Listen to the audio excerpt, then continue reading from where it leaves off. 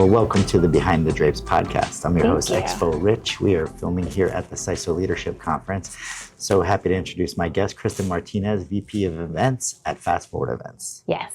Thank you for being here today. Thank you for having me. Yeah, we met a few years back, IEE. Yep, and Expo.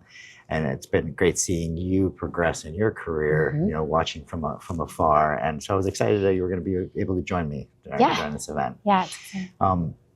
I started this podcast because I want to tell the stories of the people that are building the events, because, as event builders, our goal and our job is to promote the brand of the event, the brand of the people, the customers. And I often like to want people to hear how the people that are putting it together got where they were. So makes sense. With that, what was your entry into this crazy world of trade show business? Yeah, so I actually used to run medical conferences. Okay. I worked in corporate America. I was a corporate operations manager for Jenny Craig, which had nothing to do with events other than I was doing like their annual conference for sales meetings, which had no trade show floor, but it was just all internal education meetings. Right. And I left there and went and did medical meetings. Okay. So I feel like I cut my teeth on like the hardest part of the industry, grant writing and all the really tough stuff. And that was association or... No, I worked for a healthcare system. Okay. And they had national medical conferences where they were like, okay, we have all these updates on hematology and oncology, and we need to share our research findings with other physicians. All this education, but it's all a lot of red tape, Stark law, Sunshine law, like all these things with government and what doctors can have. And so there was it was maybe one of the harder educational pieces to manage, because you have to be so detailed about all of they can't even use generic drug names. Everything has to be generic. So it was like every single detail had to be perfect. Right. So I think that really forced me to the devil's in the details, right? Be really, really sharpen consistent. your tools. You could not miss a beat. And they would audit everything in your financials and disclosures, like who are these doctors that are speaking about these drugs getting paid by? Did they say that up front? Oh, the process was crazy. So now going into other shows, I'm like, okay, I just have to make sure that they did what they said that did. Yeah. They worked where they said they worked, and they have the expertise. But from there, COVID hit, and I got let go. Right. I was pregnant at the time, so I had like a little bit of a hiatus for some time. And then our owner, Ken, called me off of LinkedIn and asked me to come do their consumer show, which I'd never done anything like that before. Like to help, like to come be their event manager. Oh, so and it was post-COVID, and I didn't have a job, and I was like, all right, I'm going to take a big pay cut, and I'm just going to go be an event manager, I guess. And I went from running every single aspect of our program, from conceptual of like what content we're going to cover, to invite my speakers, to buy my marketing lists and build my own brochures, and then also reconcile my grants and submit and then do all the accreditation stuff. So it was like full end to end. I had to do everything now we're going to go be an event manager, and we're going to run this giant consumer event, 10,000 attendees, outdoor park. Like there's no ballrooms. There's no, the sponsorships look completely different. So I'm like, well, I don't really have any experience, but here's everything I did at this company. I think I can figure it out. And Ken's like, oh, I think you can figure it out. We'll be okay. So jumped in August and produced my first festival. So August to November. November, it was a really quick runway. But I think at that moment, and I kind of had to stalk them for a couple of months because they were underwater trying to figure all of this out. And also it's 2021. And so we were one of the first live events to even come back at that scale. And it was a massive success. Like even my grandma came to the festival and was like in tears because it was the first time she'd been in person with people again in 2 years. And so it was like addicting. Yeah. Once you get there and like the buzz of the event, everyone was so stoked to just I am excited to say I'm going this year. Oh, yes. Oh, I'm so excited. Oh, you're going to love it. It's been so good. Yeah. So then from there, the next year we launched into trade shows. So that was like really, I would say 2022 was my first like trade show that I produced, which was SomCon. Yeah. And it's much smaller scale than a lot of the things that, our colleagues are doing. The B2B version of what you're doing on the consumer side. So it's a conference. Yeah, it's a conference and trade show for beverage professionals. So everyone from sommeliers, beverage directors, the buyers for the hotel collections, like all of these people who are involved in beverage, who are curating wine lists or purchasing mass amounts of wine or spirits and kind of trying to build their cocktail menu or learn about other regions. It's educators. It's all of these people who they live around the world of adult beverage. And so we run tastings with different regions of the world. We run cocktail classes. We're going to do a super cool class this year on ice.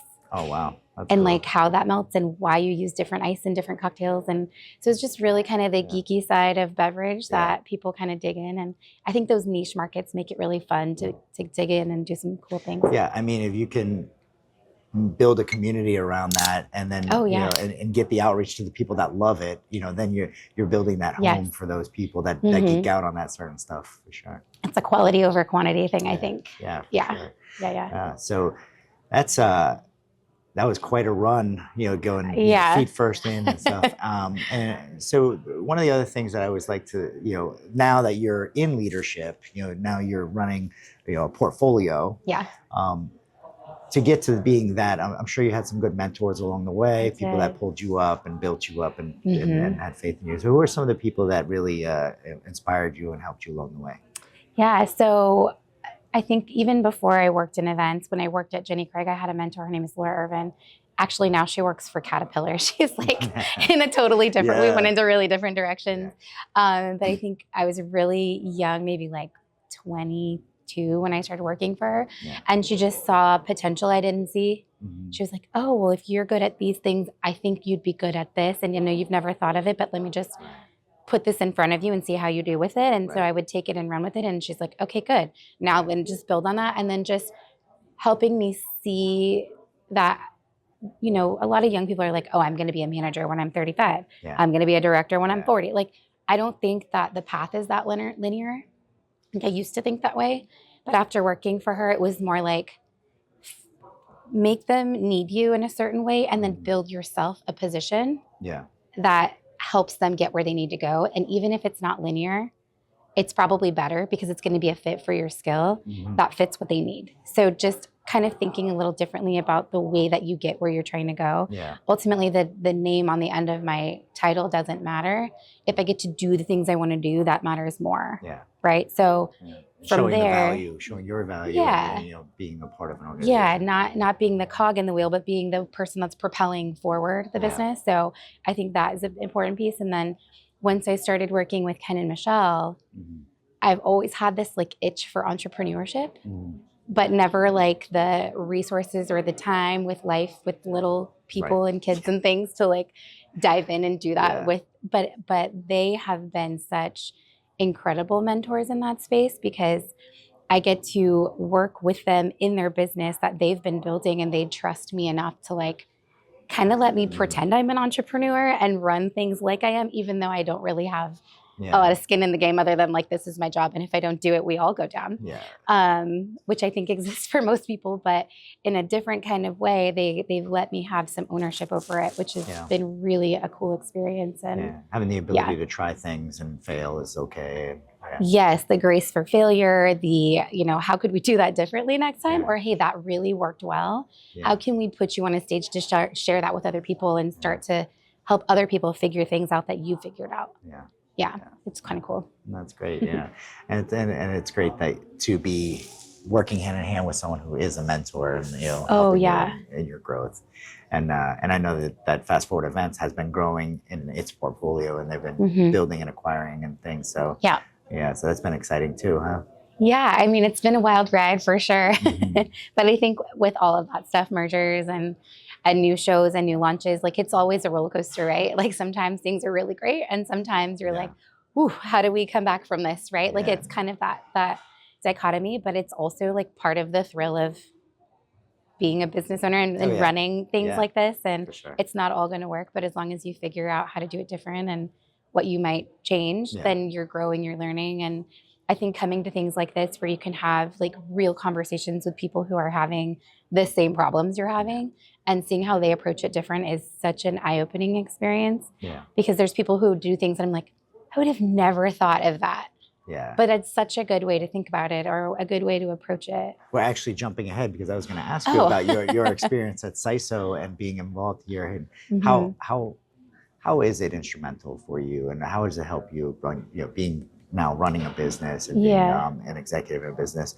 So what is SISO doing for you in terms of attending these events? So some of it is figuring out what tools other people are using.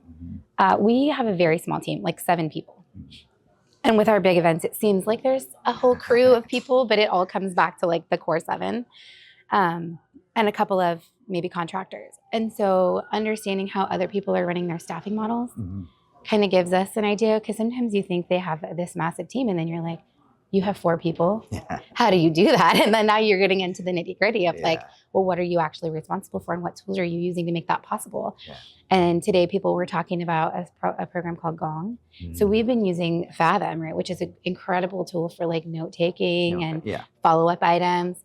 But if that thing could listen in on all the calls and give your sales team feedback on why that didn't go well or what could have been better, now I don't have to, I just got 6 hours a week back. I don't have to sit on this, hit the mic.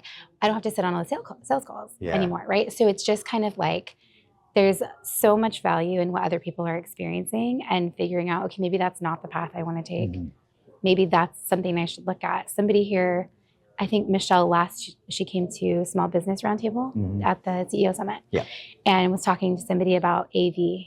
And they were like, I couldn't deal with the quote we got. It was wild. So we just bought all of our AV and it wasn't complicated. So my team just ran it. And I was like, okay. And then I just got a quote for AV and I was like, there's not even video. It's literally just microphones.